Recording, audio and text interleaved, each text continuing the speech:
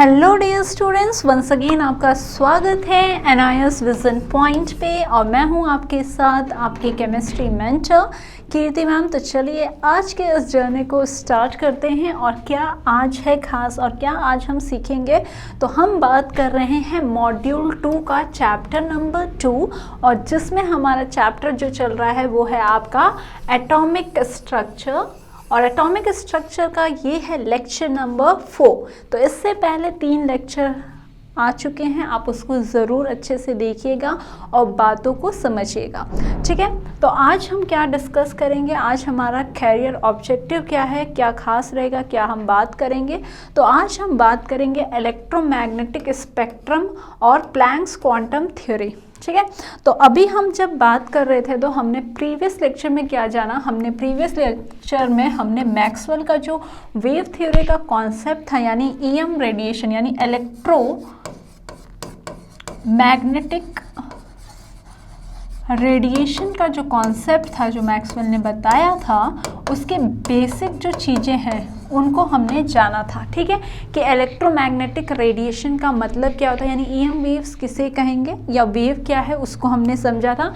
और हमने देखा था कि इलेक्ट्रोमैग्नेटिक वेव है तो उसका प्रोपोगेशन जो होगा यानी वो ऐसी वेव होगी जो दोनों फील्ड में प्रोपोगेट करेगी, यानी हम बोले मैग्नेटिक फील्ड में भी और उसमें इलेक्ट्रिक फील्ड में भी क्या करेगी, प्रोपोगेशन रहेगा। और किसी भी इलेक्ट्रोमैग्नेटिक रेडिएशन यानी किसी भी इलेक्ट्रोमैग्नेटिक वेव का जो क्राइटेरिया होगा यानी उसके कैरेक्टर होंगे तो उनको हमने कवर किया था।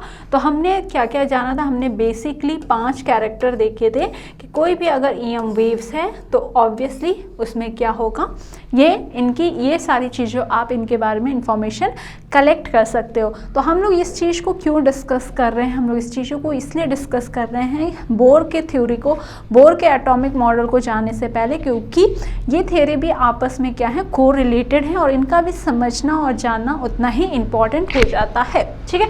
तो हमने बात की थी किसकी, हमने बात की थी यहाँ पे कि वेवलेंथ क्या होता है यानी लैम्डा क्या होता है, एम्पलीट्यूड क्या होता है आपका, ठीक है। किसी भी अगर वेव है तो उसका लैम्डा क्या है, एम्पलीट्यूड क्या है, उसका वेव नंबर क्या है, उसकी फ्रीक्वेंसी क्या है,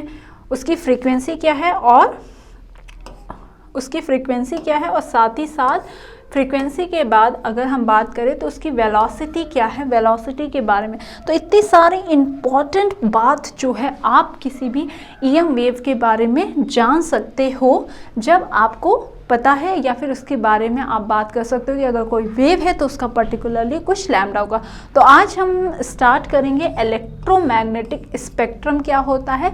तो ये सारी जो बात है ये चल रही है किस कॉन्टेक्स्ट में, ये चल रही हैं आपके डुअल नेचर के कॉन्टेक्स्ट में, ठीक है। डुअल नेचर का मतलब क्या है, हम 2 नेचर पे बात करेंगे, एक तो हो गया आपका पार्टिकल नेचर और दूसरा हो गया वेव। तो वेव को अभी हम डिस्कस कर रहे हैं और फिर हम देखेंगे कि वेव के बाद भी कहा गया कि जो आपके लाइट है, वेव्स हैं, उनकी क्या है, उसके साथ आपका क्या है, डुअल नेचर एसोसिएटेड यानी वो पार्टिकल नेचर भी यहाँ पे शो करेगा। तो इलेक्ट्रोमैग्नेटिक स्पेक्ट्रम को अगर आप कुछ देखते हो तो कुछ इस तरह का ये रिप्रेजेंट होता है, ठीक है।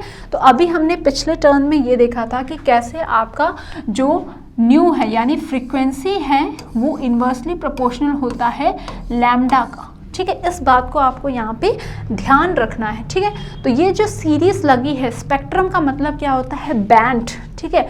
बैंड ऑफ एनर्जी जो होगी, बैंड ऑफ लैम्डा जो होगी, जिसको हम स्क्रीन पर रिप्रेजेंट कर सकते हैं, उसी को हमने क्या कहा, इलेक्ट्रोमैग्नेटिक स्पेक्ट्रम कहा, ठीक है। तो यहाँ पे अगर आप देखते हो तो यहाँ पे अलग अलग आपकी रेस को क्या किया गया है, अरेंज किया गया है based upon their increasing wavelength. अब देखो अगर यहाँ पे वेवलेंथ क्या हो रही है, इस तरफ जैसे आप मूव कर रहे हो यानी राइट हैंड साइड मूव कर रहे हो, आपकी वेवलेंथ क्या हो रही है, इंक्रीज हो रही है। तो ऑब्वियस सी बात है अगर वेवलेंथ इंक्रीज होगी तो आपका जो फ्रीक्वेंसी है वो क्या होगा, कम होगा। तो इसीलिए जो वेव आपको दिख रही है, ये जो वेव्स आपको दिख रही है बच्चे, ये इनकी देखिए इनकी फ्रीक्वेंसी क्या हो रही है, धीरे धीरे क्या हो रही है, कम हो रही है, ठीक है। फ्रीक्वेंसी का मतलब क्या होता है, गिवन सेकेंड में कितने वेव्स आपके क्या हो सकती है, ट्रैवल कर सकती हैं, उसके बारे में आपको पता चल रहा है कि अगर आपका वेवलेंथ इतना बढ़ रहा है तो फ्रीक्वेंसी क्या हो रही है, कम हो रही है। साथ ही साथ एनर्जी जो है वो क्या हो रही है, यहाँ पे इंक्रीज हो रही है, ठीक है। तो ये सब हम बाद में भी और डिस्कस करेंगे। एनर्जी जो है इंक्रीज किस साइड हो रही है ये भी देखिए। तो एनर्जी जो होता है वो आपको अभी हम रिलेशन बताएंगे कि वो क्या होता है, एच न्यू से अगर आप कंपेयर करते हो तो जिधर आपकी फ्रीक्वेंसी बढ़ेगी उधर ही आपका क्या है, एनर्जी भी बढ़ेगा। डायरेक्टली प्रोपोर्शनल, एनर्जी बढ़ेगा यानी फ्रीक्वेंसी भी आपका क्या होगा, बढ़ेगा, ठीक है। तो इस पॉइंट पे हम आएंगे कि ये रिलेशन है क्या, इसको भी जानेंगे। तो अगर आप देख रहे हो कि फ्रीक्वेंसी इधर कम हो रही है यानी ऑब्वियसली बात है इधर जाओगे तो बढ़ेगी, तो आपकी एनर्जी जो है वो भी क्या हो रही है, यहाँ पे इंक्रीज कर रही है, ठीक है। तो अगर आप यहाँ पे देखते हो सबसे पहले तो आपका क्या है, गामा रेज, एक्स रेज, फिर यूवी रेज, इंफ्रा और रेडियो वेव्स, ठीक है।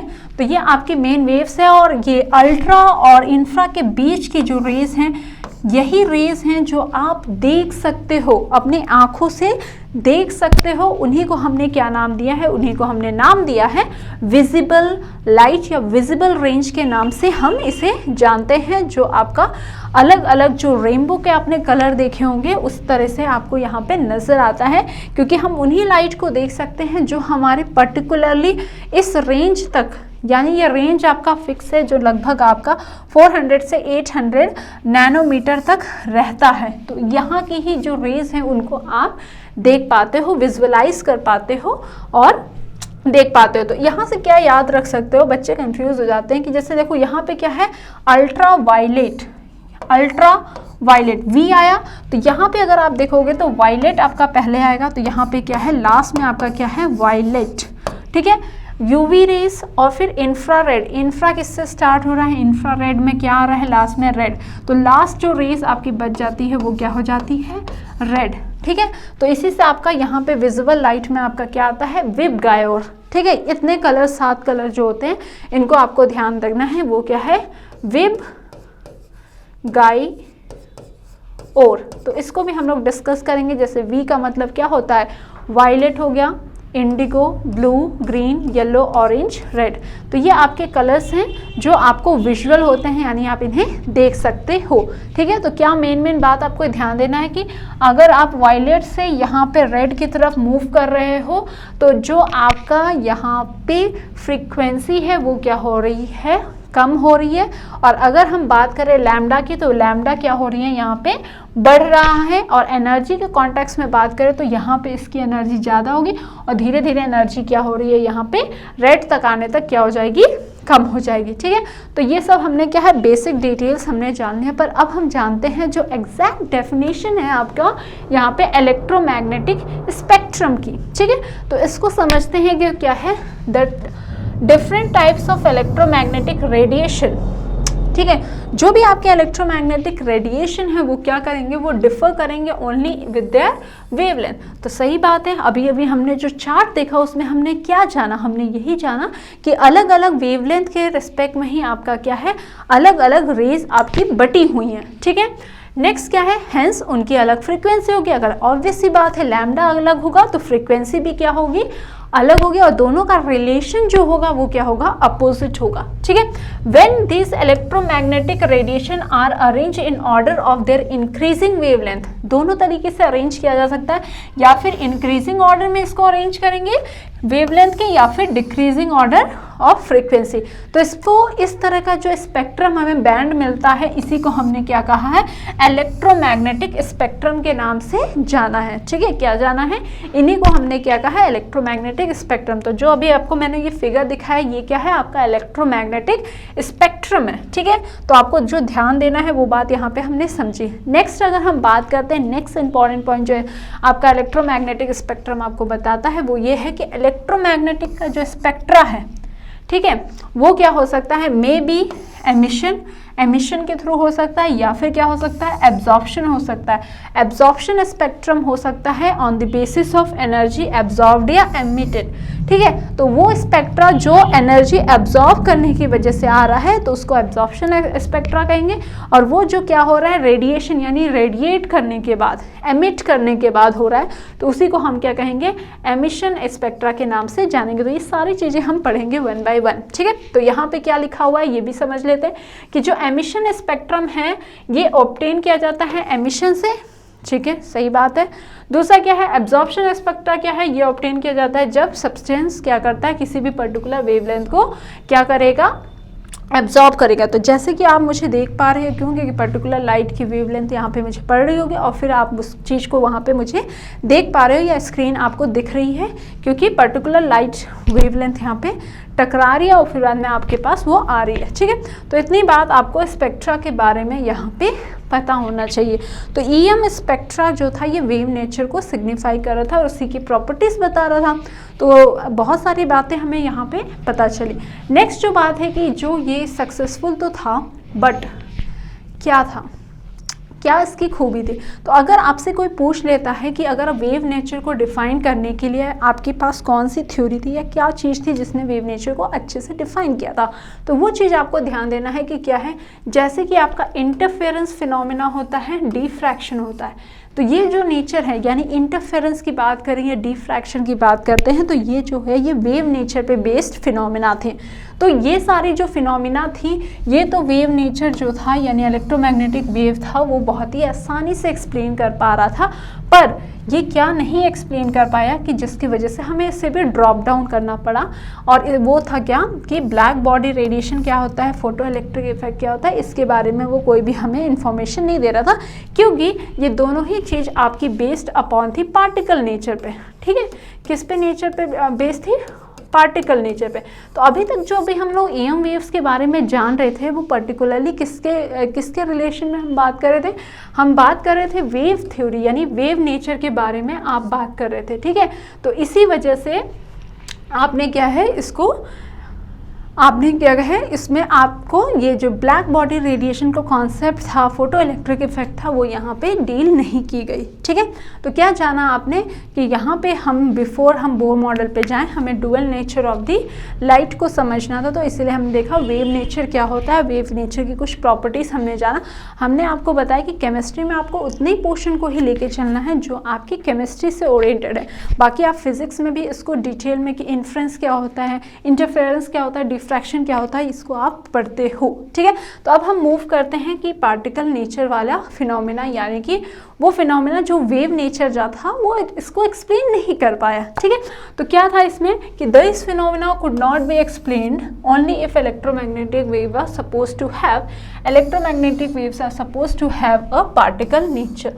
ठीक है, तो अगर इस फिनोमेना को अगर आपको समझना है, क्योंकि वेव नेचर तो इसको नहीं समझा पाया, तो नेक्स्ट जो आपके पास चीज़ थी जिसके थ्रू आप इसको एक्सप्लेन कर सकते थे, वो था बेस्ड अपॉन किस पे, बेस्ड अपॉन पार्टिकल नेचर के ऊपर बेस्ड था। ठीक है, तो ब्लैक बॉडी रेडिएशन होता ही क्या है, पहले तो आप नाम से इसको अपने समझिए। क्या होता है ब्लैक बॉडी का मतलब क्या होता है, एक ऐसा बॉडी जो क्या है हर तरह की लाइट को क्या कर सकता है, एब्जॉर्ब कर सकता है। साथ ही साथ ये कि जब आप उसे हीट करते हो, ठीक है, तो वो क्या करेगा, एनर्जी को क्या करेगा, रिलीज करेगा, यानी रेडिएशन करेगा। ठीक है, तो जहाँ पे भी वर्ड रेडिएशन यहाँ ऐसी आती है, तो इसका मतलब ये पर्टिकुलर कोई ना कोई लैम्डा से क्या है वेव यहाँ पे निकलेगी। ठीक है, तो इससे आपने क्या समझा कि if a substance being heated, किसी भी सब्सटेंस को अगर आप हीट करते हो और वो क्या है आपका ब्लैक बॉडी है, the radiation emitted by a black body is called black body radiation.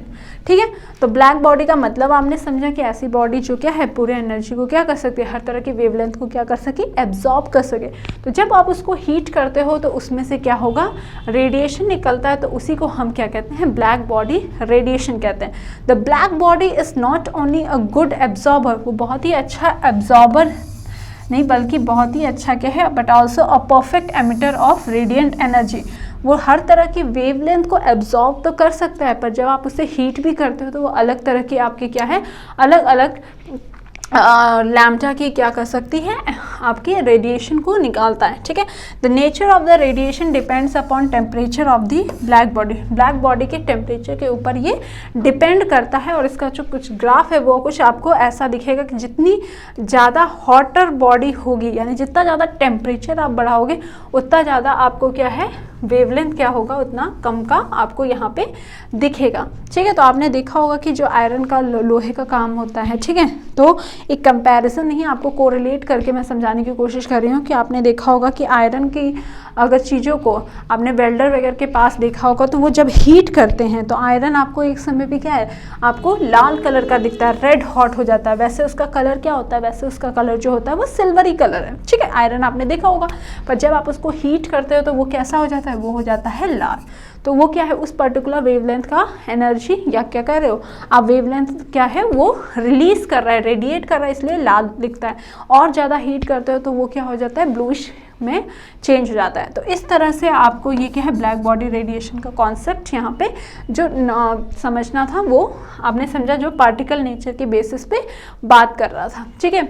Next इसी समय पे एक और साइंटिस्ट थे जिनका नाम था क्या, प्लैंक। तो उन्होंने क्या है अपनी थ्योरी दी। उन्होंने क्या कहा कि वेव थ्योरी में तो ये बात कही गई है, मैक्सवेल ने जब बात कहा तो उन्होंने ये कहा कि कंटिन्यूस एनर्जी, ठीक है, उन्होंने आपको जब मैंने भी ये बताया था तो उन्होंने क्या कहा कि कंटिन्यूस एनर्जी निकल रही है, ठीक है। पर इनका कॉन्सेप्ट का क्या था, इन्होंने क्या है पार्टिकल नेचर को सपोर्ट करने के लिए क्या बोला, इन्होंने कहा कि जो इंटेंसिटी ऑफ द रेडिएशन, जो रेडिएशन आपकी निकलती है वो क्या है, वो पैकेट्स के फॉर्म में, पैकेट फॉर्म ऑफ एनर्जी, यानी वो डिसकंटिन्यूस आप समझ सकते हो उसको, ठीक है, कि वो पैकेट्स के फॉर्म में है, एनर्जी क्या होंगी in the form of packets. तो यहाँ पे क्या है, black radiation from the black body as a function of frequency of wavelength different temperature, ठीक है। तो प्लैंक का जो ये कॉन्सेप्ट था, जो बेस था कि जो आपकी एनर्जी है वो कंटिन्यूस ना हो के क्या है, एक आपकी क्या है एनर्जी जो है वो फिक्स्ड पैकेट के फॉर्म में, ठीक है, पैकेट्स के फॉर्म में, पैकेट ऑफ एनर्जी। तो इन्होंने क्या बताया था, पैकेट ऑफ एनर्जी, ठीक है, पैकेट ऑफ एनर्जी के फॉर्म में रहेंगे। और इसी पैकेट ऑफ एनर्जी को इन्होंने क्या कहा था, इन्होंने नाम दिया था क्वांटा। क्या नाम दिया था बच्चों, क्वांटा, ठीक है। तो इसको क्या बताया था इन्होंने, ये बोला कि ये है क्वांटा, ठीक है। तो क्वांटा से रिलेटेड है, यानी पैकेट ऑफ एनर्जी है, इसको क्वांटा कहा। और यही क्वांटा अगर हम लाइट के टर्म्स में बात करते हैं, किसके टर्म्स में, लाइट के कंसिडरेशन में करेंगे, तो packet of energy in the case of light, इसी को हम किस नाम से जानते हैं, तो इसी को हम नाम देते हैं फोटॉन्स। क्या नाम देते हैं, फोटॉन्स, पैकेट्स ऑफ एनर्जी, ठीक है। स्मॉल पैकेट्स ऑफ एनर्जी के फॉर्म में ये क्या करेंगे, रेडिएट करेंगे, ठीक है। तो यहाँ से आपको जो इन्होंने रिलेशन दिया वो क्या दिया, इन्होंने बोला कि जो एनर्जी है वो क्या है, पैकेट्स के फॉर्म में है, तो वो क्या होंगी आपकी h न्यू के बराबर है, ठीक है। उन्होंने कहा h न्यू के बराबर है, जहाँ पे E जो है वो एनर्जी है और आपका h जो है वो प्लैंक्स कांस्टेंट है, और जो न्यू है वो क्या है, frequency of the wave length है, ठीक है। इससे एक और बात इन्होंने कहा कि जो भी आपका यहाँ पे पैकेट ऑफ एनर्जी है वो क्या है, वो इंटीग्रल मल्टीपल है, ठीक है। इसका मतलब क्या है, E जो होगा वो होगा NH न्यू, यानी ये जो वैल्यू आएगी एनर्जी की, पैकेट की वैल्यू, वो कभी भी क्या होगी, होल नंबर होगी। n की वैल्यू क्या होगी, n की वैल्यू जो होगी वो 1 2 3 एंड सो ऑन होगी, कभी भी ये फ्रैक्शनल या डेसिमल में नहीं आएगा, ठीक है। क्या बोला इन्होंने, ये होल नंबर के फॉर्म में, यानी n की वैल्यू 1 2 3 4 ऐसे ही वेरी करेगी, ठीक है। ये कुछ पॉइंट में आपका नहीं आएगा। तो क्या था प्लैंक क्वांटम नंबर, ये भी आपके पार्टिकल नेचर को सपोर्ट कर रहा था, ठीक है। तो h e बराबर क्या था, h न्यू, और न्यू का वैल्यू आपको पता है कि न्यू, अगर आपको पता है कि न्यू क्या है, न्यू बराबर आप क्या लिखते हो, न्यू बराबर आपका क्या हो जाएगा, c लैम्डा, ठीक है। तो न्यू बराबर सी लैम्डा, यानी कि, और ऐसे भी समझ सकते हो सी बराबर क्या होता है, न्यू लैम्डा होता है, तो न्यू जो हो जाएगा वो सी अपॉन लैम्डा हो जाएगा। तो वही वैल्यू आप अगर सब्स्टिट्यूट करते हो तो ये क्या हो जाएगा, एन एच, और ये क्या हो गया, सी अपॉन लैम्डा। तो ये रिलेशन भी आप यहाँ से आसानी से रिलेट कर सकते हो, जिसमें एनर्जी को इन्होंने स्पीड ऑफ लाइट और लैम्डा से रिलेट किया, ठीक है।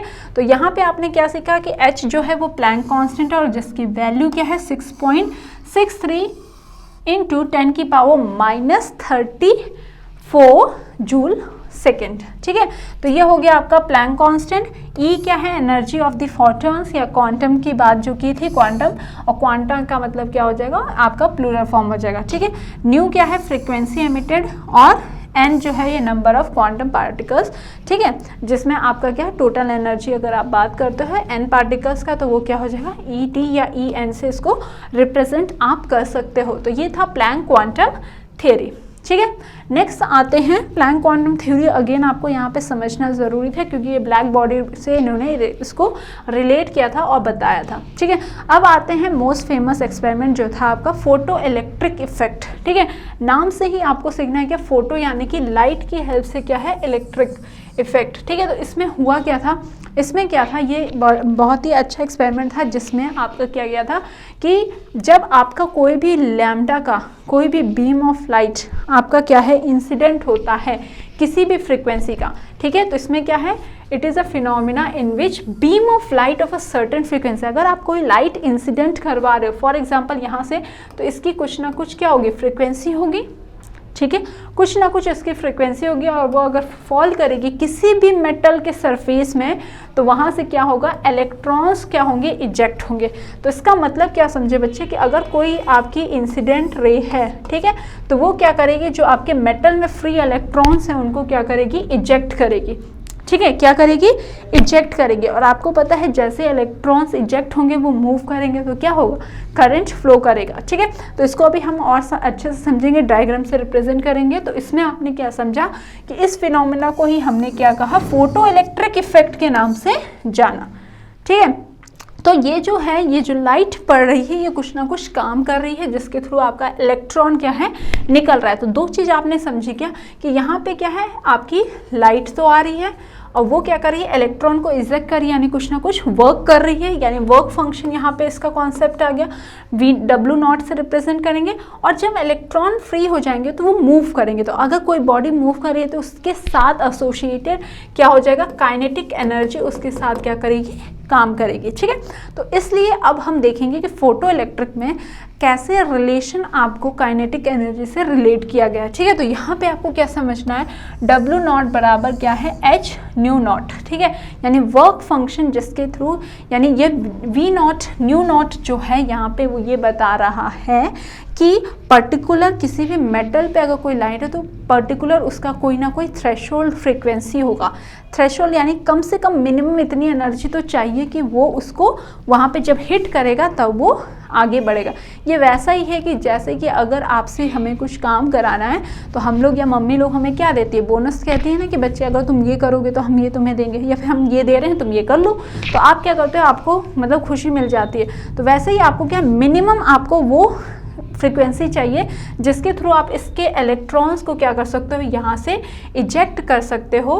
तो इसके लिए आपको क्या है, वो फ्रीक्वेंसी चाहिए। तो इसी को हमने क्या कहा है, थ्रेशहोल्ड फ्रीक्वेंसी, यानी minimum frequency for the radiation. Minimum frequency जिसके थ्रू आप इलेक्ट्रॉन्स को क्या कर सकते हो, इजेक्ट कर सकते हो। और वर्क फंक्शन यानी W0 जो है वो क्या रिप्रेजेंट कर रहा है, वो रिप्रेजेंट कर रहा है कि इतनी एनर्जी तो चाहिए ही चाहिए, कम से कम मिनिमम इतना चाहिए, तभी वो चीज़ क्या है, ये प्रोसेस जो है इलेक्ट्रॉन इजेक्ट होंगे, ये काम बन जाएगा, ठीक है। तो फोटो इलेक्ट्रिक इफेक्ट का मतलब क्या पड़ा कि आपने ये इसको इंसिडेंट करवाया तो वो क्या होगी, वो कुछ ना कुछ वर्क करेगी, वर्क फंक्शन करेगी। और साथ ही साथ क्योंकि इलेक्ट्रॉन्स का मूवमेंट हो रहा है तो यहाँ पे क्या होगा, वो काइनेटिक एनर्जी से एसोसिएट कर। तो यहाँ पे क्या है, ये आपकी लाइट यानी फोटॉन्स है, ये मेटल प्लेट पे निकल रही है और ये क्या कर रही है, इजेक्ट कर रही है इलेक्ट्रॉन्स को। तो इलेक्ट्रॉन्स जो है वो यहाँ से निकल रहे हैं, ये क्या हो रहे हैं, ये आपके जो इलेक्ट्रॉन्स है वो यहाँ से निकल रहे हैं। और यहाँ पे एक डिटेक्टर लगा रहता है जो इसको डिटेक्ट कर लेता है और आपका करंट का क्या होता है, फ्लो होता है। तो आप क्या कह सकते हो, जो एनर्जी है वो क्या है, काइनेटिक एनर्जी, और वर्क फंक्शन में यहाँ पे काम हो रही है। तो E जो है ये आपका, अगर आप इसको डिराइव करोगे तो E बराबर आपका जो हो गया, ये हो गया kinetic energy plus work function. अभी हमने देखा क्या है, उसको हमने डिफाइन किया था h न्यू नॉट। दूसरा जो आपका E है, यहाँ पे एनर्जी जो है ये अगर हम प्लैंक्स कांस्टेंट से देखेंगे तो इसको ही अभी हमने सीखा कि ये कैसे रिलेटेड है, क्वांटा यानी फोटॉन से रिलेटेड है। तो ये जो इंसिडेंट लाइट है वो उसका क्या हो जाएगा, एनर्जी h न्यू हो जाएगा। तो यहाँ से अगर आप काइनेटिक एनर्जी निकालते हो तो काइनेटिक एनर्जी जो हो जाएगी वो क्या हो जाएगी, वो बराबर हो जाएगी h new minus h new not, ठीक है। और काइनेटिक एनर्जी की वैल्यू आपको पता है वो क्या होती है, हाफ mv स्क्वायर। तो क्या हो जाएगी, हाफ m v, यानी v जिस वेलोसिटी से आपकी यहाँ पे लाइट ट्रैवल कर रही है वो हो जाएगी। और यहाँ से आप क्या कॉमन ले सकते हो, यहाँ से आप कॉमन ले लोगे h। तो प्लैंक्स कांस्टेंट को अगर आप यहाँ से कॉमन ले लोगे तो ये बचेगा क्या आपके पास, न्यू माइनस न्यू नॉट। तो ये एक इम्पॉर्टेंट रिलेशन जो है ये काइनेटिक एनर्जी वर्क फंक्शन का, ये आपको यहाँ से मिल जाता है इन दी फोटो इलेक्ट्रिक इफेक्ट। ठीक है, जहाँ पे ये जो काइनेटिक एनर्जी इजेक्टेड, कितनी काइनेटिक एनर्जी लगी है इजेक्शन में ऑफ द इलेक्ट्रॉन, वो आप यहाँ से इसको निकाल सकते हो। बाकी आपका न्यू जो है वो क्या है, फ्रीक्वेंसी ऑफ इंसिडेंट रेडिएशन, क्योंकि यहाँ पे हमने लाइट की बात की तो यहाँ पे फोटोन के फॉर्म में है। और न्यू नॉट जो है ये क्या है, थ्रेशोल्ड फ्रीक्वेंसी, यानी मिनिमम फ्रीक्वेंसी जो चाहिए किसी भी मेटल प्लेट से उसके इलेक्ट्रॉन को वहाँ से निकालने के लिए। ठीक है, तो आज हमने बात की है फोटो इलेक्ट्रिक इफेक्ट की, और हमने समझा है कि कैसे ये रिलेटेड है आपके, ये भी जो एक्सपेरिमेंट था ये भी आपका ब्लैक बॉडी हो गया, फोटो इलेक्ट्रिक इफेक्ट हो गया, ये सारी चीज़ें जो है पार्टिकल नेचर को गवर्न कर रही थी। ठीक है, अब हमें समझना है कि स्पेक्ट्रम तो हमने जान लिया, पर ये स्पेक्ट्रम में कंटिन्यूस और डिसकंटिन्यूस स्पेक्ट्रम क्या होती है। ठीक है, तो आपने देखा होगा रेनबो, देखा होगा जब बारिश होती है तो फिर बाद में जब धूप निकलती तो आपने देखा होगा स्कैटरिंग ऑफ लाइट की वजह से आपको रेनबो दिखता है। तो वो जो रेनबो का पैटर्न होता है वो क्या होता है, उसमें आपको यही 7 कलर दिखते हैं जो क्या है, विब गायोर, विब गायोर। ठीक है, violet, indigo, blue, green, yellow, orange और रेड कलर, यही आपको दिखता है। जब ये पैटर्न जो होते हैं कंटिन्यूस होते हैं, कंटिन्यूस का मतलब कोई भी कलर गायब नहीं होता है, तो इस तरह के पैटर्न को, इस तरह के स्पेक्ट्रम को, बैंड ऑफ एनर्जी को आप क्या कहते हो, कंटिन्यूस कहते हो। तो क्या होता है, when we pass a beam of sunlight through a prism, prism से अगर आप पास करते हो तो आपको a wide range of colour, यानी विजिबल रेंज में जो आपके कलर्स आते हैं वही आपको दिखते हैं। ठीक है, ये बात हमेशा ध्यान रखना। आप यूवी रेज को नहीं देख सकते, क्यों नहीं देख सकते, क्योंकि वो आपके विजिबल रेंज में आते ही नहीं। तो विजिबल रेंज में आने चाहिए, उनको आप देख सकते हो कहाँ से, वायलेट से लेकर रेड तक, जिसको आप विब गायोर के नाम से जानते हो, इन द फॉर्म ऑफ स्पेक्ट्रम। ठीक है, तो जैसे कि अभी हमने आपको कंपेयर करके बताया, रेनबो जो आपने देखा होगा, तो this is called a continuous spectrum because the wavelength of the light varies continuously, that is without any break। कोई भी यहाँ पे आपको ब्रेक नहीं मिलता है, सब क्या होती हैं, आपस में कनेक्टेड रहती हैं। कोई भी आप कह सकते हो कि कलर यहाँ पे गायब नहीं होते, सातों के साथ जो कलर हैं वो आपको एक पैटर्न में दिखते हैं। ठीक है, अब यहाँ पे देखो क्या है कि अगर यहाँ से आपने सनलाइट भेजी है और प्रिज्म में वो रिफ्लेक्ट होके आपको ये कलर्स आपको रिप्रेजेंट कर रहा है, तो रेड जो होता है वो सबसे कम बैंड होता है, और सबसे ज़्यादा जो बैंड होता है वो है आपका वायलेट। ठीक है, वायलेट की सबसे कम वेवलेंथ होती है और रेड की क्या होती है, सबसे मैक्स होती है। ये भी आपको यहाँ पे ध्यान देना है। ठीक है, तो इस तरह के पैटर्न जहाँ पे सारे कलर आपके मिलते हैं उनको हम क्या कहते हैं कि वो कंटिन्यूस स्पेक्ट्रा है। ठीक है, अब नेक्स्ट चीज़ अगर हम बात करते हैं कि लाइन स्पेक्ट्रा क्या है, तो लाइन स्पेक्ट्रा में क्या है, नाम से आप समझिए इसको कि लाइन स्पेक्ट्रा का मतलब क्या है कि आपको जो स्पेक्ट्रम मिल रहा है, वो जो विजिबल लाइट आपको दिख रही है वो लाइन के फॉर्म में मिल रहा है, यानी कि कुछ ना कुछ यहाँ पे अगर हम आसान लैंग्वेज में बात करें तो अभी हमने देखा था कि कंटिन्यूस है अगर, ठीक है, तो आपने लाइट यहाँ से भेजी तो अगर कंटिन्यूस है वो, तो कंटिन्यूस है तो आपको क्या दिखेगा कि लाइट यहाँ से मूव हुई और यहाँ पे आपको क्या है, आपको सारे लाइट्स आपको दिख रहे हैं, यानी कि विब गायोर यहाँ पे आपको दिख रहा है। ठीक है, आपको ये सारी लाइट की बैंड से वो क्लियरली विजिबल है। बट अगर हम लाइन की बात करें तो उसमें क्या हो जाएगा, उसमें ये हो जाएगा कि आपके कुछ लाइट्स जो हैं वो क्या हैं, गायब हैं। सिंपल सा अगर आप समझोगे तो ये है कि आपके क्या है, कुछ ही आपको बैंड ऑफ एनर्जी यहाँ पे दिख रहा है, या फिर कहोगे कि आपको क्या है, एक पर्टिकुलर लाइन आपको दिख रहा है। तो इससे आपने क्या समझा, कंपाउंड्स ऑफ सोडियम अगर हम बात करते हैं तो देखिए सोडियम जो है वो क्या है, ब्राइट येलो कलर दिखाएगा। ठीक है, तो क्या वो सारे कलर क्यों नहीं दिखा रहा है, वो क्या है, लाइन स्पेक्ट्रा दिखा रहा है, क्योंकि वो जो जिस चीज़ को रेडिएट कर सकता है वही आपको वेवलेंथ आपको यहाँ पे दिखेगी। तो जो अगर हम सोडियम की बात करें तो वो येलो कलर दिखाएगा। ठीक है, कॉपर की बात करें तो वो क्या, ग्रेनिश ब्लू कलर का फ्लेम देगा। अगर हम स्ट्रॉन्शियम की बात करें तो वो क्रिम्सन रेड कलर का देगा। तो if we pass such a light through a prism, it get separated into set of line, this is called line spectra. तो लाइन स्पेक्ट्रा आपको मिलेगा। तो यहाँ पे आपको फिगर दिख रहा है कि अगर वाइट लाइट है तो आपको कुछ लाइंस के फॉर्म में आपको यहाँ पे बैंड्स ऑफ एनर्जी दिखेगा, यानी विजिबल लाइट दिखेगा। तो इस तरह की चीज़ें जब होती हैं तब आप इसको क्या कहते हो, लाइन स्पेक्ट्रम के नाम से जानते हो। ठीक है, तो आज हमने बहुत सारी चीज़ों को डिस्कस किया है। इलेक्ट्रोमैग्नेटिक स्पेक्ट्रा क्या होता है उसकी पूरी कहानी जानी, फिर हमने देखा कि कैसे हमें पार्टिकल नेचर बताने वाले दो थ्योरी, यानी कि ब्लैक बॉडी रेडिएशन और दूसरा क्या है फोटो इलेक्ट्रिक इफेक्ट जो है वो हेल्प किया था यहाँ पे, और लाइन स्पेक्ट्रा क्या होता है ये सब हमने आज जाना। तो आज के लिए बस इतना है, आज हम वीडियो यहीं पे एंड करते हैं। तो आई होप आपने जो भी चीज़ यहाँ पे बताई गई है उसको अपने नोट भी किया होगा, साथ ही साथ इसको रिवाइज भी करोगे। इसके अलावा अगर आपके पास कोई डाउट है तो आप इस नंबर पे हमें कांटेक्ट कर सकते हैं, अपने इन्फॉर्मेशन को कलेक्ट कर सकते हैं। साथ ही साथ आपको और अगर इन्फॉर्मेशन चाहिए रिलेटेड टू NIS तो आप हमारे ऑफिशियल वेबसाइट पे जाके विज़िट कर सकते हैं और देख सकते हैं। तो आज के लिए बस इतना, टेक केयर, बाय बाय।